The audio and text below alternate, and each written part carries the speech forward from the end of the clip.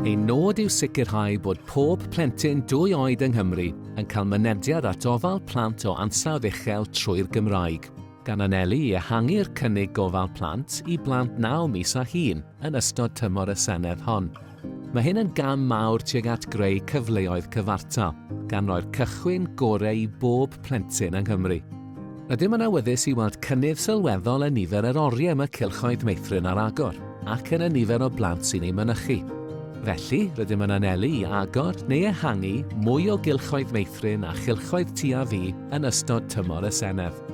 Rydym ni hefyd yn parhau i gefnogi cynaliadwyedd pob cylch meithrin presennol i aros ar agor, i dyfu ac i ffynnu. Ein bwriad yw cefnogi ystod eang o ymyriadau sy'n helpu teuluoedd i ddefnyddio'r Gymraeg bob dydd. Rydym ni eisiau mwy o Gylchoedd tua fi, mwy o weithgareddau Cymraeg i blant, mwy o gyrsiau clwb cwtsh, mwy o Gylchoedd Meithrin, a mwy o blant yn derbyn addysg cyfrwng Cymraeg yn y pen draw. Bydd cynnydd yn y gwasanaethau hyn yn rhoi hyder, sgiliau a chyfleoedd i rhienI a gofalwyr ddefnyddio'r Gymraeg yn y cartre mewn ffordd naturiol a chynnes, gan ei hannog i barhau ag addysg Gymraeg ei plentyn. Gyda'n gilydd, gallwn sicrhau'r dechrau gorau i bob plentyn yng Nghymru. Cefnogwch ein gweledigaeth.